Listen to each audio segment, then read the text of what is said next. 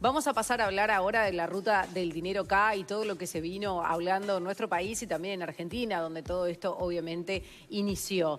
Sergio Joclender, un empresario, abogado, psicólogo argentino, que está preso por desviación de dineros públicos, ayer en Radio Carve habló sobre la situación del desvío. Algo habíamos dicho de mañana ayer sobre este desvío de plata en campañas de la región, que Néstor Kirchner utilizaba para campaña política de su partido, pero también para apoyar a Uruguay y Paraguay. El gobierno negó estas irregularidades en la financiación de campañas del Frente Amplio. El prosecretario de Presidencia, Juan Andrés Roballo, defendió la transparencia del sistema político, negó que el Frente Amplio haya recibido esta financiación ilegal en estas campañas electorales y además dijo que todo fue aprobado y demostrado en la Corte Electoral. Joclender, sin embargo, ayer habló en Radio Carve y dijo que el expresidente argentino, Néstor Kirchner, financió campañas electorales en 2004 del Frente Amplio cuando iban a hacer esos actos a Argentina. Pero en la campaña de Uruguay, además, nosotros hemos organizado organizamos en su momento varios actos en Buenos Aires que fueron financiados por el gobierno, por Néstor en ese momento.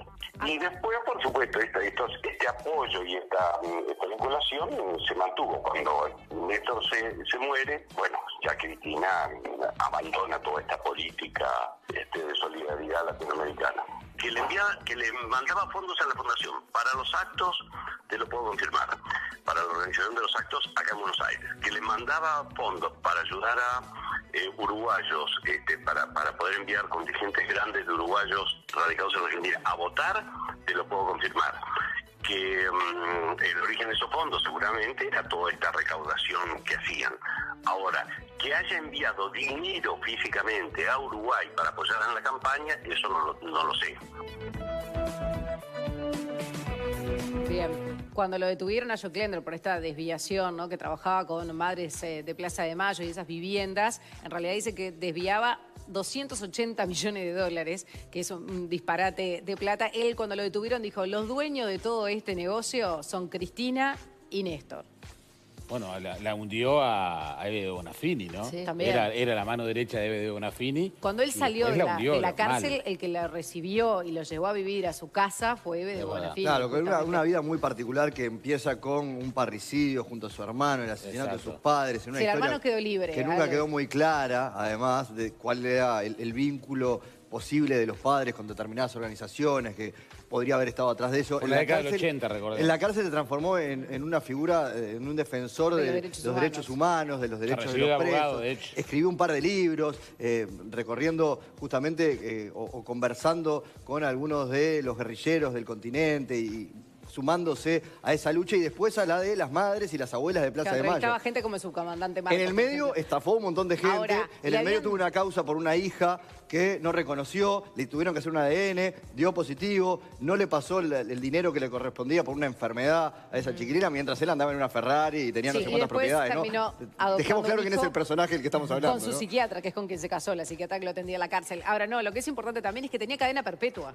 Cuando lo condenaron por parricidio en el 80 y algo, le dieron cadena perpetua y salió a los 10 años, creo que salió en el 95, y ahí fue que se fue a la casa de Eve Bonafini y empezó a trabajar en la Fundación Madres de Plaza de Mayo.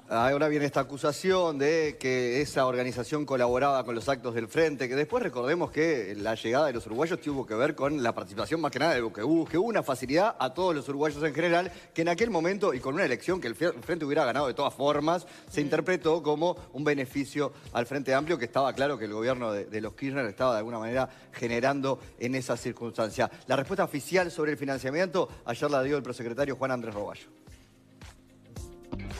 Los partidos políticos, como ustedes saben, hacen declaraciones ante la Corte Electoral, se registran, cualquiera lo puede ver, se pueden controlar, y en lo que tiene que ver con el partido que hoy el gobierno está al frente, están hechas todas las declaraciones debidamente. He escuchado que alguna referencia al 2004, están todas las declaraciones hechas, las declaraciones sobre el origen de los fondos, en qué se gastó cada peso. Y en ese sentido hay mucha tranquilidad porque la transparencia del sistema uruguayo y particularmente la transparencia del mecanismo de rendición de cuentas y de declaración jurada del Frente Amplio en la competencia electoral por el gobierno ha sido muy clara. Y este tema tuvo reacción en la oposición en nuestro país. El senador del Partido Nacional, Luis Lacalle Pou, habló sobre la ruta del dinero K y el supuesto blanqueo que se realizó en nuestro país y dijo que se trata de acusaciones muy graves, que hay que ver dónde fue ese dinero y cómo se blanqueó. Lamentablemente se señala a nuestro país desde la Argentina como un lugar donde han entrado fondos multimillonarios mal habidos. Para hablar bien mal y pronto, blanqueo de dinero. Blanqueo de dinero supuestamente proveniente de la corrupción, proveniente de gobernantes.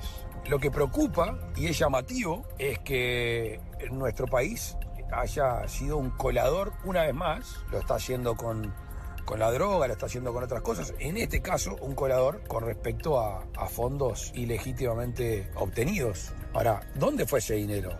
¿Dónde está? ¿Cómo se blanqueó? ¿Entró a nuestro país y salió? ¿Se manejó en alguna institución? Bueno, nosotros tenemos mucho para saber.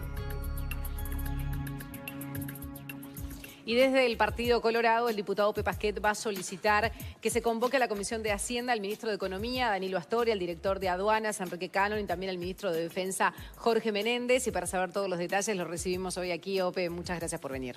Con mucho gusto. Bienvenido. Buen día. ¿Qué tal? Bienvenido.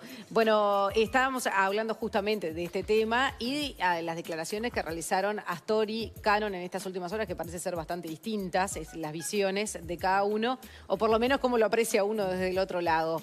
¿Qué explicaciones pretenden que se dé al Parlamento?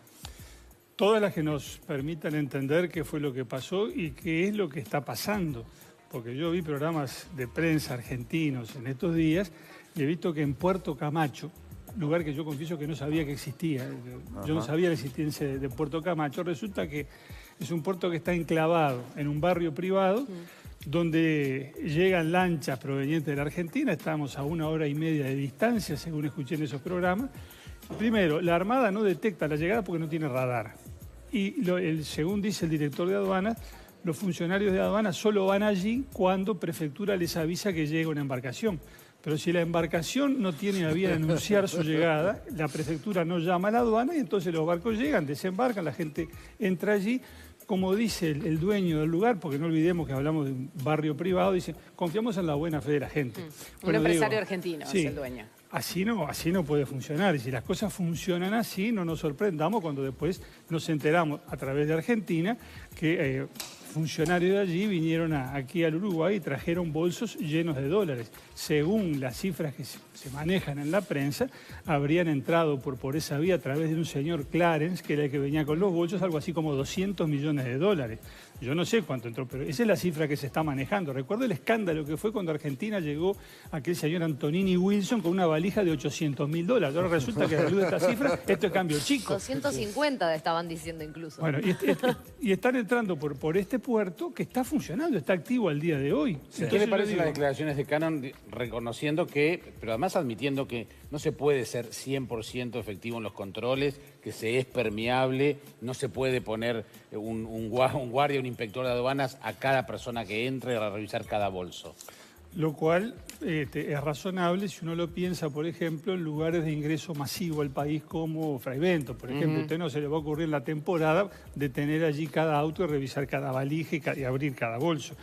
Pero me parece que este puerto Camacho tiene otras características. Digo, es un puerto, insisto, enclavado en un barrio privado absolutamente exclusivo, donde en sus propias lanchas no creo que llegue mucha gente, y resulta que está a 1 hora y media de Argentina y en una Argentina que está como está. Sí, sí. Digo, porque 1 hora y media en en lancha, si vas en helicóptero son 20 minutos, media hora, que también se puede y también lo hacen, ¿no? También, pero digo, uno puede entender que eso es más difícil de controlar porque podrían bajar en cualquier lado, supongo, si no hay radares que controlen, pero acá no es un lugar perfectamente determinado, registrado por el Estado uruguayo, vi un programa periodístico donde el señor Majul llega al lugar, habla con un funcionario aduanero que tiene una actitud evasiva que a mí me sorprendió. Majul le pregunta varias cosas, como si, por ejemplo, hay otro funcionario o aquí puede llegar cualquier barco. Y el funcionario le dice, no, mire, llame al teléfono tal que le van a contestar, llame a tal lugar y le van a contestar. El funcionario rehúsa responder sobre asuntos de su competencia. Digo, esa actitud evasiva, huidiza incluso diría, a mí me hace pensar mal. Digo, ¿por qué se está ocultando allí o qué es lo que no se quiere saber y por qué no se contesta con claridad? Y eso está funcionando hoy. Ahora digo, me llama la atención que la aduana acepte que en momentos en que están pasando las cosas que pasan en Argentina, que vienen pasando desde hace tiempo, porque esto no es un rayo en un cielo de verano, ¿verdad? Tuvimos hace unos meses lo de Balcedo y tuvimos hace un tiempo lo de aquel otro, Fariña, que venía con los bolsos de Lázaro Báez. Ahora pasa todo eso y seguimos teniendo un lugar como Puerto Camacho que funciona como funciona. Bueno, pero Enrique Cannon también lo que dijo que ese Puerto Camacho tiene también en Colonia otro, que es el Riachuelo, le dijo que ahí no hay aduana, no hay prefectura, no hay nada tampoco. Pero entonces agrava su responsabilidad. Porque digo, te dicen, no, sí, mire, esto pasa todos los días. No es peor si pasa todos los días. Lo que funcionarios dicen hablan de también es que esto colador. viene de hace muchísimos años, ¿no? De la situación de aduana, de falta de funcionarios, de no controlar esto. Este emprendimiento tiene muchísimos años. Lo de Melilla, que es horario de oficina. Pero, ¿y entonces qué hacemos? Digo, como está pasando desde hace mucho tiempo, que siga pasando. Entonces, entran bolsos con dinero, o no sé si no entran drogas, o entran armas. La pregunta es, ¿se ignora totalmente o se hace la vista gorda? Aparentemente, digo, por lo menos se ignora, eso parece terreno Claro, seguro. porque podemos pecar de inocentes. Pero además No, hay pero otra esto es cosa. parte de un sinceramiento que en general necesitamos, ¿no? Y pienso en todo el sistema político porque también las facilidades que el país ha dado después para que ese dinero que se ingresa de manera ilegal se formalice, se lave, son importantes. Hay un colorado procesado por eso, Francisco Sanabria, ¿no? Hasta hace muy poco integraba las filas del partido. Hay una responsabilidad general del país en este tema, me parece. También en su momento se lo quiso promover como un paraíso fiscal, una plaza financiera hiperlaxa que alentaba que vinieran esos tipos de capitales. Y no eso fue en la preguntaba década nada, del 90. Sí, sin duda que fue así. Pero digo, frente a eso, este gobierno y el Frente Amplio, y los mezclo a los dos, porque digo, si el prosecretario de Presidencia contesta por el Frente Amplio sobre los fondos para la campaña, no sé por qué, pero acabo de contestar Roballo, lo vimos todos. Sí, por eso lo mostramos. Las imputaciones al Frente Amplio las contesta la Presidencia. Bueno, en esa mezcolanza, digo, el Frente Bueno, y el justo sacaba gobierno una campaña de Tabaré Vázquez. se han jactado de haber impuesto la transparencia en contra de la opacidad que había antes. Y el ministro Astori, en tono de celebración, habla de nuestra normativa antilavado. Sí. Ahora, muy bien, mientras la normativa dice lo que dice, los hechos dicen que pasan los bolsos sin que nadie los controle. Entonces, ¿de qué sirve controlar los giros y las transferencias a través del sistema financiero si la plata física entra en bolsos que llevan millones de dólares y nadie se entera? ¿Qué puede hacer Bueno, el Parlamento? No se entera la aduana, controlar la responsabilidad política de los gobernantes. No se entera la aduana y quiero saber, y por eso cité al ministro, o mejor dicho, pedí la citación ayer del ministro de Defensa, Menéndez, a la Comisión de Defensa, digo, los servicios de inteligencia, ¿siguen estas cosas? ¿Las controlan? Porque digo, yo no pretendo que los servicios de inteligencia sepan qué argentino viene de los centenares de miles o millones que vienen al país todos los años, ni qué trae cada uno. Pero si usted sabe lo que está pasando en Argentina, conoce los antecedentes, Balcedo, Fariña, etcétera, etcétera, y resulta que tiene un lugar como Puerto Camacho, con las características que tiene, supongo yo, capaz que estoy equivocado y me lo dicen, pero yo supongo que lo habrán detectado, lo tendrán en el mapa y dijeron, este es un lugar vulnerable, atención. Está la aduana allí, no, mire, los funcionarios de aduana no van porque se van solo cuando lo llama prefectura y prefectura no sabe cuando llega porque no tiene radar. Digo, ese no es un tema para el servicio de inteligencia. Ahora, presten atención. Y si resulta que hay un señor que llegó 91 veces a este puerto, digo, eso nos llama la atención cuando es además una persona, digamos, a la que se indica como financista de los Kirchner. O sea, el financista de los Kirchner entra 91 veces al Uruguay por ese punto de entrada en su lancha y eso no llama la atención. Digo, bueno, estas cosas quiero que me las explique porque a mí no me parece razonable ni satisfactorio. Van a pedir explicaciones sobre las medidas que se están tomando para rastrear también qué pasó con ese dinero, además de que haya ingresado. Por ejemplo, ¿se están tomando medidas suficientes para ver, además de pedir el listado de empresas argentinas que participan, que están en Uruguay y que fueron denunciadas en Argentina por corrupción? ¿Hay alguna otra medida para tomar? Mire, todo eso del listado de las empresas, etcétera, creo que el presidente lo pidió, está muy bien, todo eso debe investigarse, pero a mí, en este momento, lo que concretamente me preocupa es esto, que tengamos un puerto como meten Puerto Camacho, puesto allí a 1 hora y media de Argentina, que es una especie de puerto libre internacional. Y ya salió en la prensa que ahí ni la Armada tiene radares para controlar quién llega, ni la aduana va si no la llaman, y que entra a un barrio privado con discreción, tranquilidad, y según parece, porque en función de este programa que vi, cuando entra alguien que no es del barrio, genera molestias, y, en fin, y tiene alguna situación incómoda o inconveniente. O sea que tenemos un enclave portuario adentro de un barrio privado y entra como perico por su casa quien quiera hacerlo. Bueno, además de plata se pueden entrar personas, armas, droga, lo y que la aduana sea. dijo que no controla drogas. El diario El País sigue un poco